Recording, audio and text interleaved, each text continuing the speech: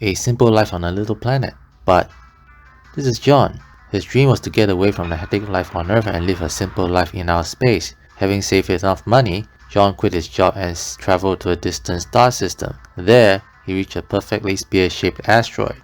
John accidentally discovered it years ago in one of his space vacations.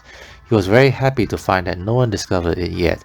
This asteroid is much smaller than the Earth's moon, thus making terraformation costs much cheaper than the real planet. What's more, this asteroid had gravity too, thus more cost-cutting.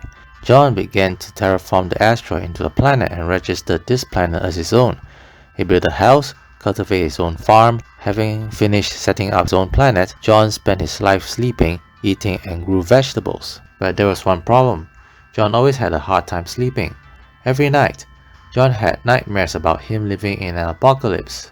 A few months later, the moment John woke up, he was shocked to see his room filled with rats. Those nasty vermin were also outside as well, scurrying in large numbers, destroying his crops. The rats came out of nowhere and are everywhere. John had no idea how such pests arrived on his planet. Little did John know that before he discovered this planet, it was already inhabited by intelligent species. The natives were just too tiny to be seen by the naked eye. In fact, there was a thin layer of mist just covering his toes, making John more ignorant of the lives he had crushed beneath his feet. Every step he took on the planet destroyed a country. The terraformation process made it worse. Due to the drastic change in the environment and atmosphere, the remaining survivors mutated and grew into large grotesque creatures that look like rats. John had to spend a great deal of time and money exterminating the rats. After making sure that every rat was dead, John felt a sense of relief, thinking that he could finally have a peace of mind. All of a sudden, bang!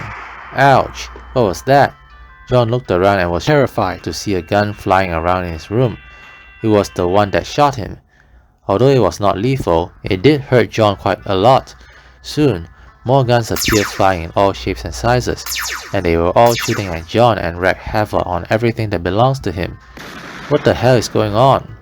What happened was that those so-called guns were actually space battleships operated by tiny people. It turned out that this little planet was one of the many colonies owned by those tiny species, and they were here for revenge.